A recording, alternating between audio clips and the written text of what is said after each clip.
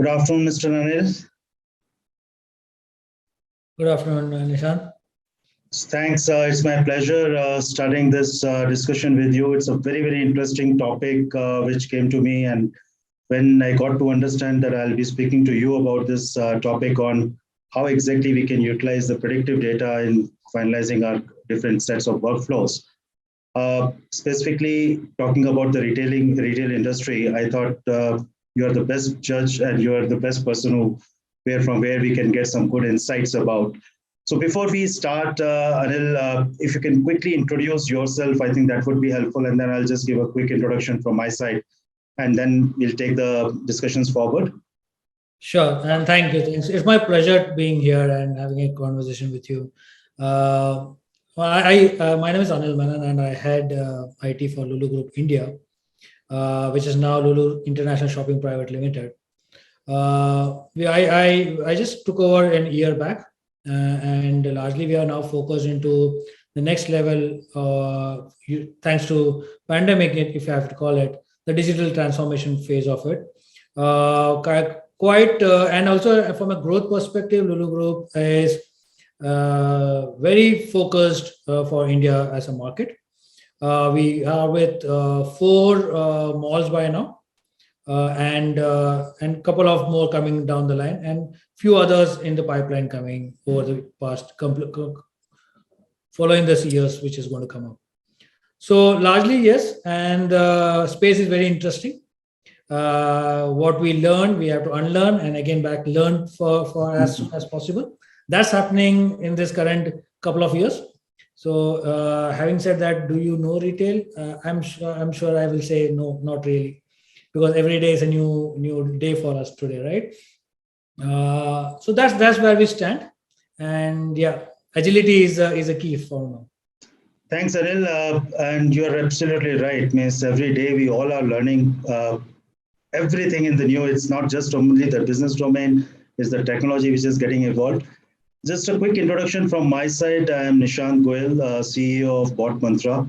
We primarily focuses on business process automation technologies. I've been in the industry for a long time, I think 26 plus years now, but specifically on this topic of business process automation, I've been working for more than a decade now.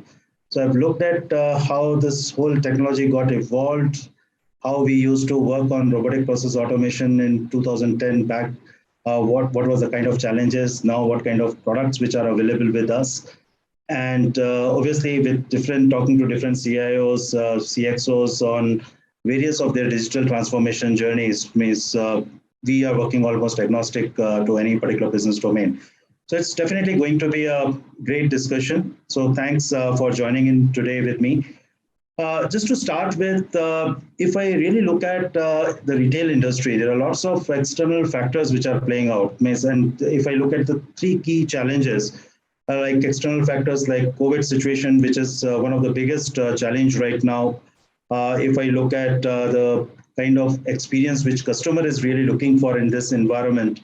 And again, even after all this, there is a hyper competitive environment. You see that, every day retail is the biggest hit when it comes to the competition. So looking at all this, how do you see the role of the so-called the data? How exactly this is really playing in defining your workflows and running your businesses more effectively? Very valid. Just one thing which I would add there, from being more competitive, what I see as a trend is more collaborative now. While competition is out there, very heavy, the collaboration has become a lot of highlights have come onto it. It's on the spotlight, if I have to call up collaborations, right? And data, and all of this collaborating with someone relevant is using this data. So they have a lot of names to it. We've been hearing from a couple of years, data is oil, data is this, data is that, cloud, everything what you're hearing. But if you really look at it, people were at some maturity level on data. Few were just starting, trying to understand data. Few were in a journey which they call it phase 1. Kind of, I'm accumulating all my data at one go, a data warehouse kind of thing. and few of them were a little bit advanced onto that. They suddenly this term of data comes up, and people started now classifying data, right? Now that's where the retailer has started. We had data, we did analysis and all of it, but our analysis were confined, if I have to call, right? With pandemic and others coming in, with the new normals as they call, our data has been enriched multiple folds because everyone started getting onto digital, right? Now, when so much of flow from an external party is coming into you, making sense of it, making use of it, or classifying it is becoming tough. Yeah. So people have now gone back to the drawing boards, started reclassifying data, being hot, cold, warm, what are the characteristics of it. All of that has been now again re-looked at. Tools have become far mature from what we had. With AI on top of most of the tools, it becomes even more.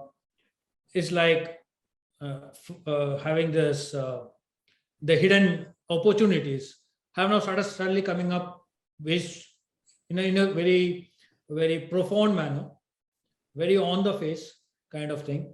And the challenges which we face because of data is the skill set. Data has now gone to a different level, right? It's not, we call it data, we loosely call it data, but there's so much of opportunity in it, right? There's so much of opportunity, so much of profiling on it, right? So much of character to this data that the faster you get into it, it gives you a lot of mileage to understand your customer. Not even customer. Let's put it in 3 pillars, right?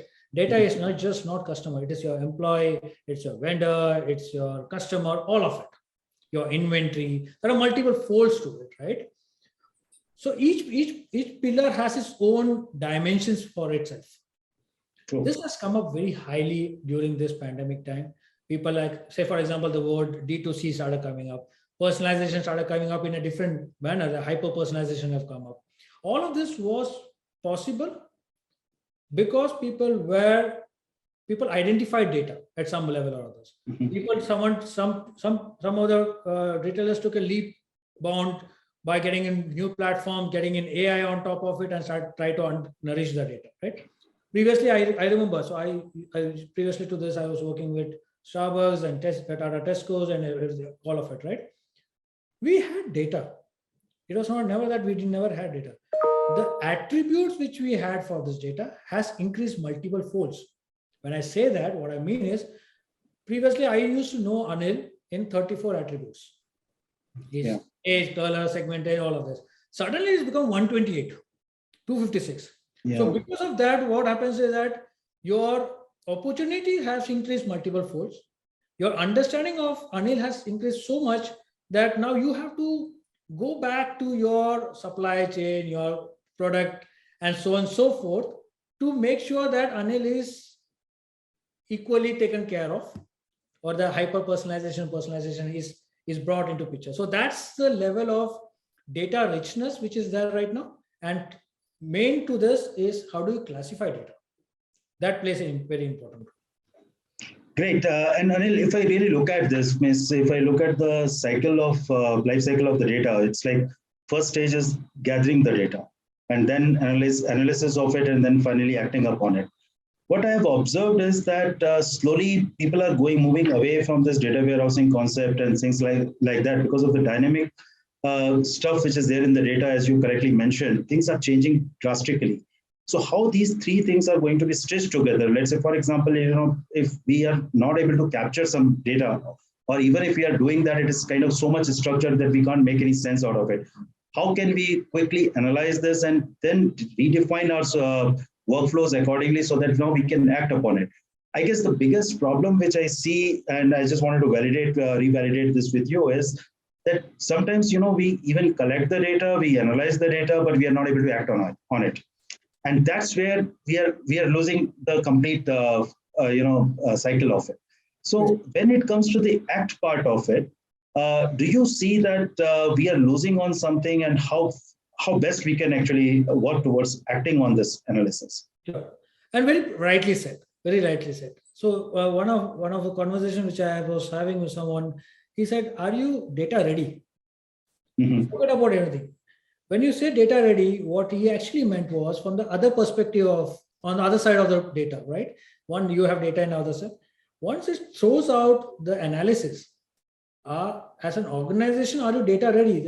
Can you be agile enough to make sense of this data? True.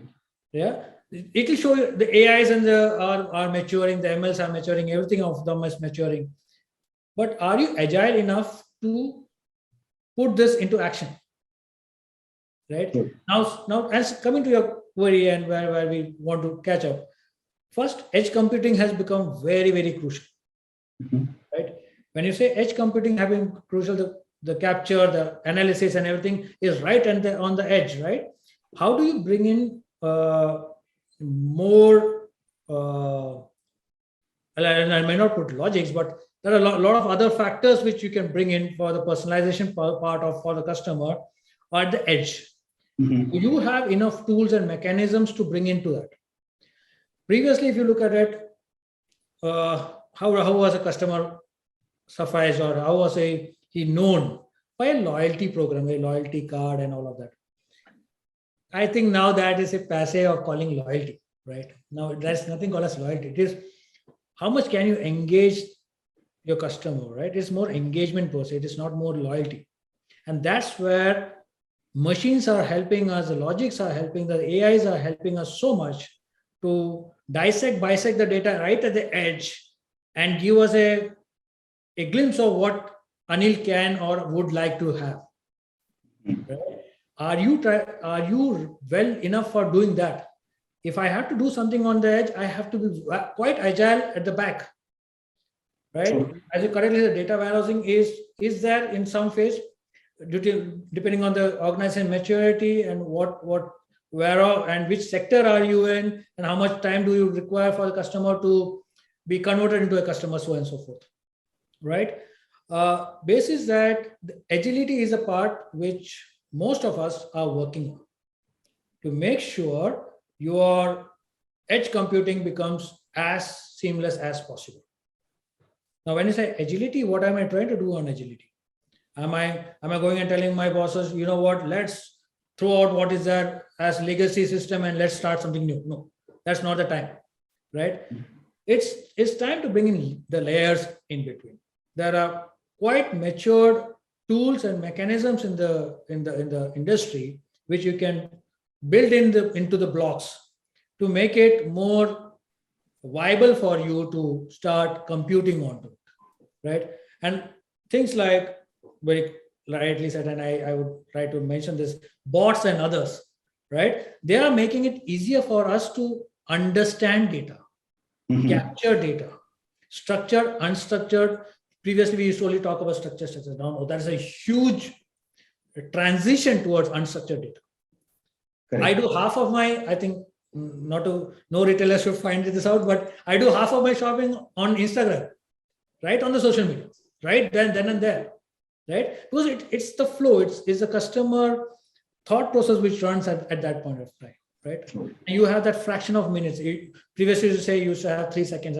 I don't think the 3 seconds also now waits. you see everyone flipping up the Instagrams and Facebooks of the world, right? That's the only minute you take. How can you capture that fraction of second? And I was listening to someone yesterday or day before yesterday, very classically said, people have now started changing the mindset. Are your systems ready to analyze that? Say, for example, yesterday, Anil was buying stuff, looking at some reviews and all of it. Today, Anil is buying stuff, looking at, is it sustainable? Whom am I buying it for? Is the organization has sustainability as a clause for them? Am I using recycled? So all of that has parameters have brought into the system, right? Are you making sense of it? Are you really capturing that element of Anil saying that, no, you look at his buying pattern, he's now buying more recycled. He's buying more from an organization which is sustainable in nature. So that's something which I think is the agility part of it, which I'm coming to. Certainly makes sense. Now let me move to the real core examples so that we can understand you much better. Now, again, I'm just expressing my view on this. Means if I look at any retail industry, the key success factor here is that how we apply our business and the digital strategy to enhance primarily, if I look at vendor experience, how exactly the vendors are dealing with it. You, as you correctly mentioned, the term collaboration. So it's vendor is no more a vendor right now. It is actually the collaborative partners with the business. The second most important aspect is the customers. And third one, if I look at, is the product and the product catalog, the pricing, and all that stuff. And the fourth major stuff where exactly the whole automation actually got evolved is internal business operations. Because how we can really deal with it when we say that, okay, we have analyzed the data, everything is done. Now, how we need to act on it, how we can provide better services. So if I look at these four elements, now let me just pick up the first one, let's say customer experience. In your view, can you give us one or two examples where you see that, how this automation and the digital transformation, and again, under digital transformation, specifically around automation, how things can change the customer's experience?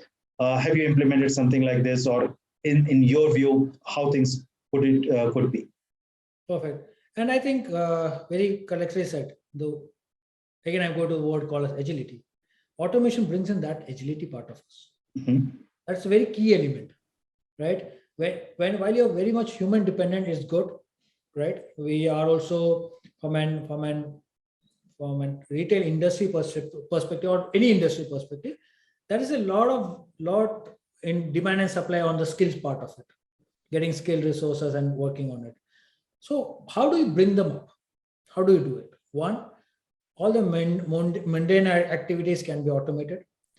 Systems, while they are themselves giving us analysis using AIs and everything, automation plays a very crucial part into this outcomes which are coming in and bringing in that agility to the system.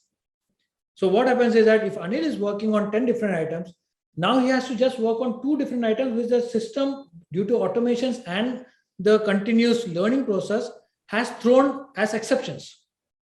True. Right? So the rest of the wheels are working perfectly well, right?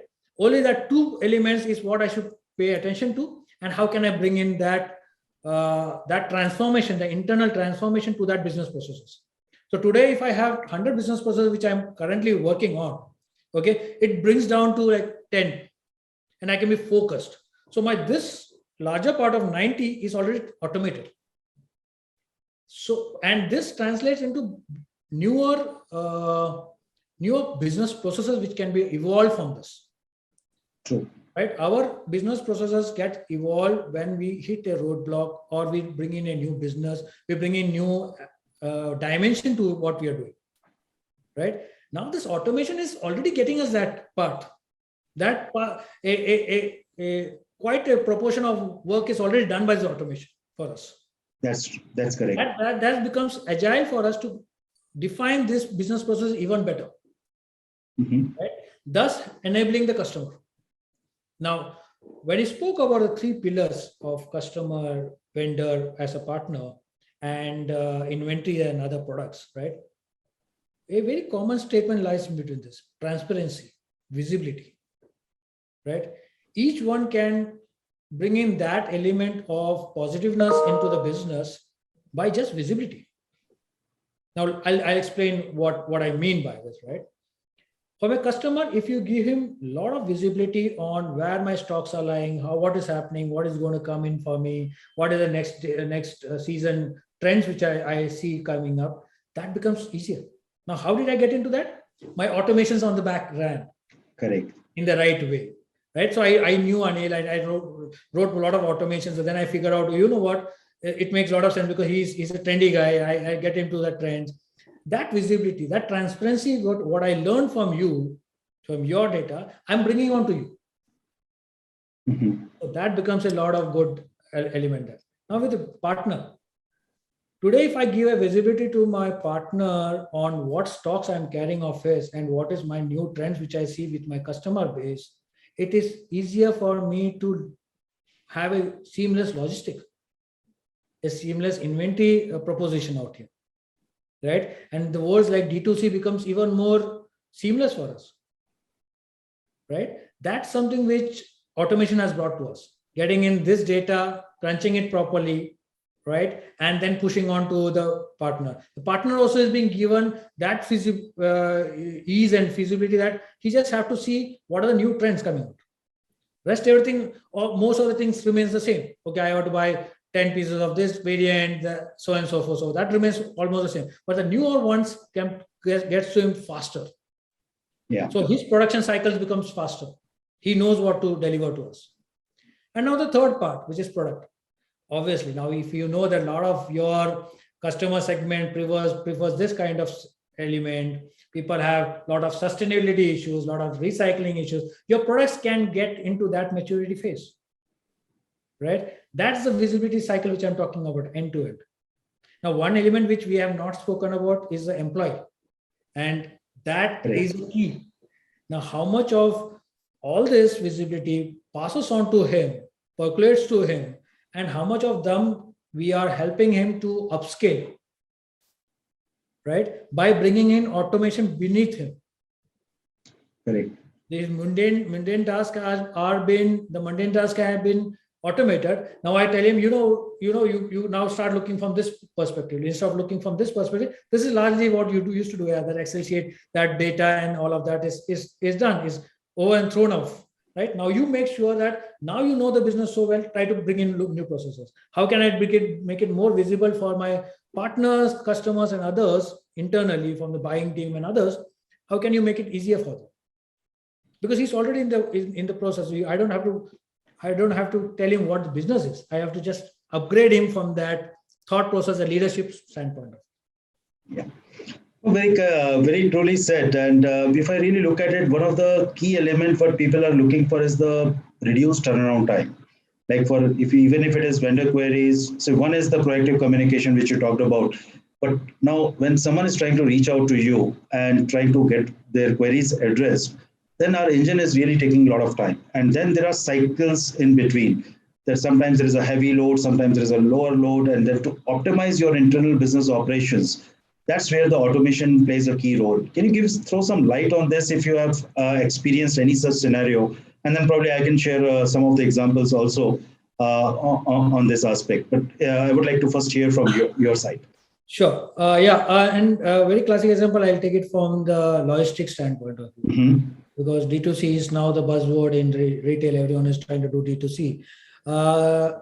What we try to do is we try to bring this visibility to the product owners or the vendors, the partners, if I have to say, right? How do I do that? On a daily basis, when my sale goes on, I make sure that I pull out the inventory part of it, the product part of it, and the customer part of it. In the sense saying that which location of mine is consuming what at what time. Yeah. Right, because I work on all the three parameters, right? I work from a grocery, lifestyle, and white goods. So I have different behavior at all these three levels.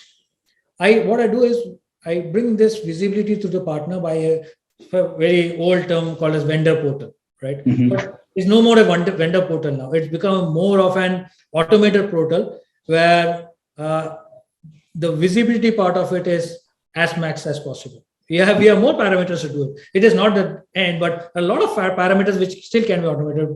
With D2C, we have to make sure we have the right stocks at the right time, at the right location, right? Because if it is closer to the customer, it becomes easier for us. So how do I do that? I may not have a warehouse right next to your place, right? Or a delivery center right next to your place. The vendor must have. Mm-hmm. How do I take the leverage of his collaboration? By collaborating with him, and he must have distribution around him. Mm-hmm. So if I show this visibility through and through to my distributors and my OEMs and other partners, it is easier for me to deliver to the customer.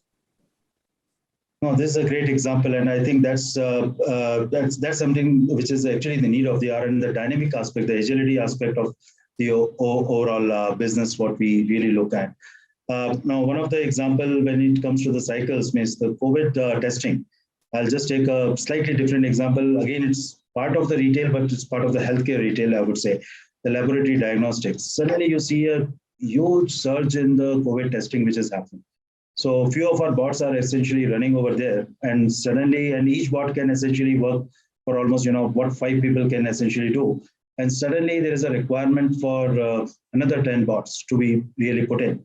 So obviously, in case if they need to really run their business and to really take care of the situation, if they need to hire those 100 people, train them, get them to work, and then again fire them after a month, again, fortunately, because we all want COVID to go away, but it's very difficult for them to really manage. And that's where the automation really comes into picture and can play a major critical role on this.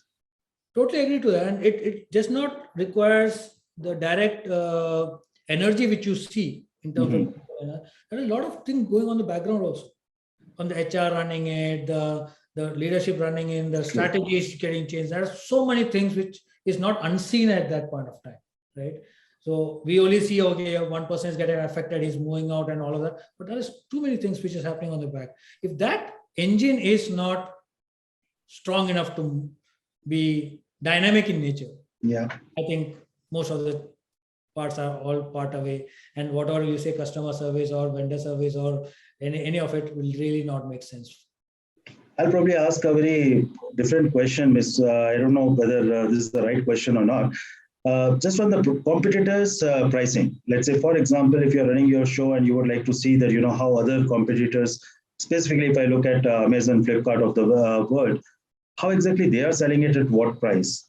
So is there any analysis which you do as such on those level of pricing? Because I got to understand that there's a big analysis which is happening right now. And the collection of data is actually a bit of a problem. So that's where the technology can essentially fill in and can get you, at least for, obviously not for all the product, but to some extent, getting the competitive pricing so that you can adjust your pricing accordingly. Is there any such kind of scenarios you have observed?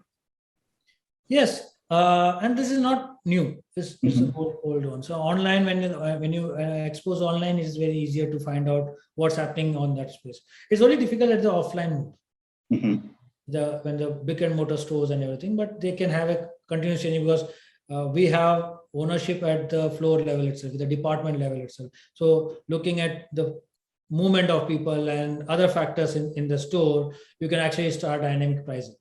Right? Now that happens. So when you said Amazon and everything, I think everyone is doing that. Everyone is looking at online pricing, what's happening on online and everything, and adjusting their prices. That's happening. That's happening, yeah. But how effectively it is happening? Again, I go back to the engine. Is your engine agile enough to bring in that? I know that, okay, I'm selling a mobile for say 30,000 rupees, and right now next the site of mine is selling for 28,000 rupees. Can I change it right away? And how much time does it take time for me to communicate from here to the merchandise, get the approvals, move it into the system, and the system reflected to the customer? Is it more than 5 minutes? If it is more than 5 minutes, you're dead. Because you lose some customer, because that's the level. Because today's customer is smart, he's good, and he's quite savvy around the mobile apps and others. He will just pick up and see, okay, you know what, yeah, 28,000 rupees, hey, 30,000, no, ordering. You lost a customer right away there. But at the same time, if you keep him engaged and for 5 minutes your whole engine shifts, it's well done. Work well done. Now engine shifts can be of multiple nature. You give the ownership at the store level, you give it in a central level. That's a different ball game by it. So that's a different topic for a couple of hours to talk, and everyone can have a different thought process around it. But that's where the world is moving. On a lighter note, I've seen customers themselves have created a bot for them. Let's say if you want to purchase a laptop, you just go figure out this is the laptop and then run the bot. It will fetch you the pricing from all the 5 places, and then you know where exactly you need to go for. And now the bots on top of aggregators. Now make my trip, and the aggregator on top of aggregator. That's the way it is happening. Coming to the internal business operations, can you give me 3 top use cases where you feel that this is the real pain area of retails, and if these processes gets automated, space, then the life is going to be really, really great. And just the top 3 use cases when it comes to the internal business operations. Currently, a little bit of shift from my previous one. If you were asked me 3 years back, I would have told you something. Right now, it's something else. One, very clean on the top of the mind of everyone is how do you make sure your inventories and the logistics are taken care of. That's visibility around that. The second part is how do you make sure that your employee skill sets and employee, I say, productivity is upscaled. These are 2. And the third one to say, and every time it will be there, is the customer. As I said, the parameters have increased from 34 to 128, right? How do you make sure that the systems and the other aspects are automated in such a way that this 128 can be taken into and more than that? Yeah. How can you be future ready, if you have to call it? Yeah. How can you do that? Now you are talking about metaverse. Yeah. You're talking about metaverse. The elements are millions of things. Yeah. You're trying to do. So are you ready for that? If you're not ready, someone is getting ready for sure. If you're not ready, someone is getting ready. To do that, one is a system. Second is your people. Yeah. Your own people. And the third is that how is, okay, one person has done his selling part of it, he's done the customer good. The second part is also done his part of getting upscale and so forth, making sure the product is that. The last part is how do you do that seamless delivery to the customer with minimal cost and operational execution part of it, right? Yeah. People are not too tied on commercials so far because of whatever reasons, and some places they are, some places they are not, depending on the organization.